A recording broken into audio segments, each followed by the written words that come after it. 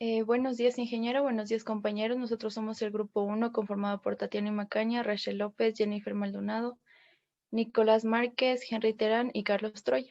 Nosotros vamos a presentar el paso estándar. El método de paso estándar es una técnica computacional utilizada para estimar perfiles de agua superficial en canales abiertos con flujo gradualmente variado en condiciones de estado estacionario. Este método es aplicable a canales no prismáticos también. En estos canales los elementos hidráulicos no son independientes de la distancia a lo largo del canal.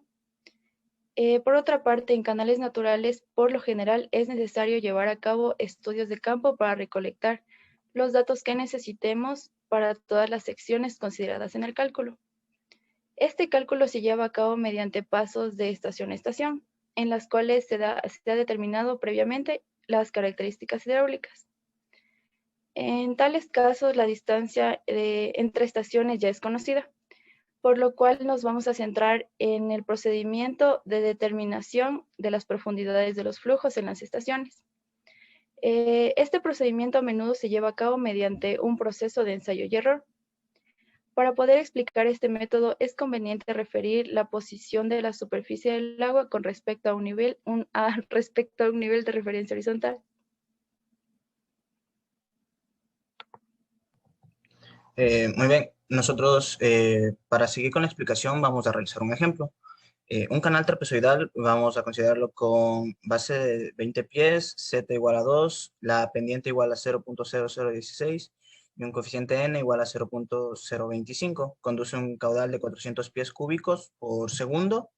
Debemos calcular el perfil del remanso creado por una represa que embalsa el agua hasta una profundidad de 5 pies inmediatamente detrás de la represa. Se supone que el extremo de aguas arriba del perfil es igual a una profundidad 1% mayor que la profundidad normal. El coeficiente de energía es alfa igual a 1.1, para lo cual realizaremos una tablita en Excel. En la primera columna tendremos los datos de la estación. Estos datos están provistos por una medición en terreno y nos define la distancia que existe entre el punto inicial y la estación para el cual se han tomado sus datos. La siguiente, por favor. La columna 2, este valor Z, es la elevación de la superficie del agua en la estación. Inicialmente se introduce un valor de prueba en esta columna. Este será aceptado o rechazado con base en los cálculos de las siguientes columnas. El primer dato que tomaremos será igual a la suma de la elevación del sitio de presa, que son 600 pies sobre el nivel del mar, y la altura de la presa, que son 5 pies, con lo cual tendremos un valor de entrada de 605 pies. Siguiente columna. Ya, perdón, los valores de Z seguiremos generándolo, como dijimos, para un ensayo de prueba y error, que iremos corrigiendo con los datos de las siguientes columnas. El valor de la columna 3, esta es la profundidad del flujo en pies, la cual corresponde a la elevación de la superficie del agua de la columna 2. Este valor lo obtenemos con la fórmula siguiente. Muestra la fórmula. Gracias. En donde a Z le restamos el valor de la pendiente por la diferencia de abscisas, que sería el valor de la diferencia de estación, y menos el valor de la elevación inicial, que en nuestro caso serían los 600 pies sobre el nivel del mar. Gracias. Siguiente. Pásale, por favor. Ok, a continuación vamos a ver los cálculos para las siguientes tres columnas, donde tenemos el área, la velocidad y la altura de la velocidad en pies. Para el área vamos a utilizar la fórmula que tenemos para un canal trapezoidal, tomando en cuenta el ancho, el talud y el calado que calculamos en la columna 3, que se refiere a la parte mojada. La siguiente, por favor. Ok, una vez que tenemos el área mojada, tenemos un canal de 400 pies, despejamos la velocidad y podemos encontrar la velocidad de flujo que hay en este canal. La siguiente, por favor. Finalmente, encontramos la energía cinética. Tenemos que tomar en cuenta que tenemos un coeficiente de energía de 1.1 que representa el alfa y que la gravedad es igual a 32,17, ya que estamos trabajando en pies. A continuación, mi compañero. Ya, para nuestras columnas voy a detallar H. H se refiere a la altura total calculada. Entonces utilizaremos la siguiente ecuación. Por favor.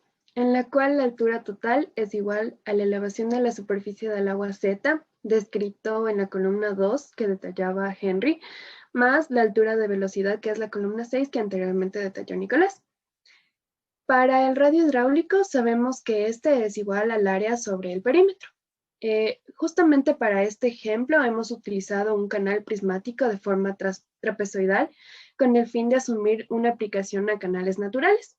Entonces, mediante la siguiente fórmula, tomamos la columna 4, que es el área, y dividimos para el perímetro, que será la base más 2 veces el valor correspondiente a la columna 3, que muestra Y como la profundidad de flujo.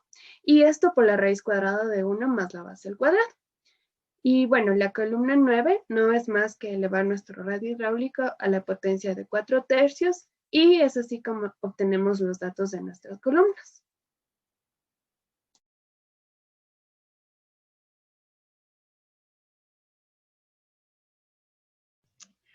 Las siguientes 3 columnas que vamos a realizar son la columna 10, 11 y 12.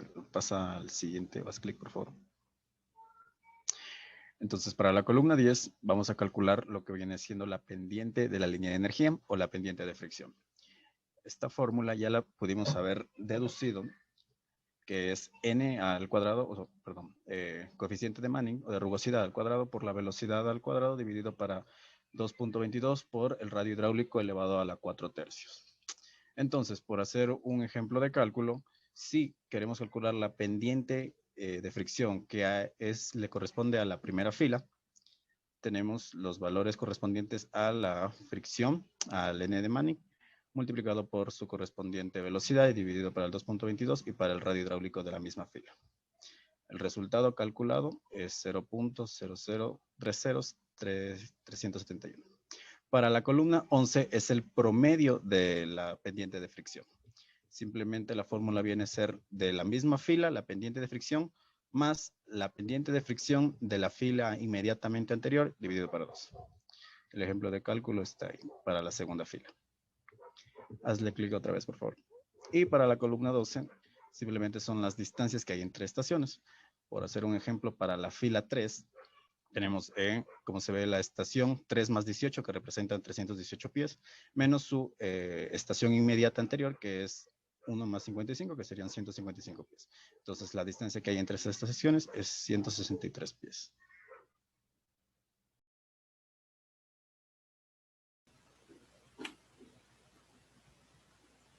Yo les voy a explicar las siguientes columnas. Voy a empezar por la columna 13, que es la pérdida por fricciones. La pérdida por fricciones va a ser igual al promedio a la multiplicación del promedio de las pendientes de los dos tramos extremos y el delta X que ya acaba de explicar mi compañero. El siguiente valor que debemos tomar en cuenta es el factor que tiene por las pérdidas por remolino. Este factor suele ser bastante importante en canales no prismáticos, pero como nuestro canal es prismático o artificial, no lo vamos a tomar en cuenta. Este factor depende de la altura de la velocidad y de un factor K. Por conveniencia se suele tomar que este factor sea 0 y se suele aumentar el coeficiente de Manning para que no haya pérdidas. Y por último, vamos a tomar la elevación total de la columna, que va a ser la suma de HF más HE más la última elevación tomada. Es importante notar que este valor de H de la columna 15 y el valor de H de la columna 7 tienen que ser parecidos. Si los valores no son parecidos, vamos a tomar diferentes iteraciones. Finalmente tenemos los resultados de este método de paso estándar. Dale clic, por favor. Entonces, recopilando la información que nos interesa para graficar el perfil de flujo, tenemos primero las estaciones, que en este caso ya no hay notación, sino más bien por sus valores absolutos de pies. El siguiente es el fondo del canal, que viene a ser únicamente la pendiente desde el origen de las coordenadas, multiplicándose por la pendiente que nos da del canal natural, que vendría a ser S0 en nuestro caso. Luego viene la siguiente columna, que es la línea de pendiente normal, que simplemente viene a ser la suma del fondo del canal más el calado normal.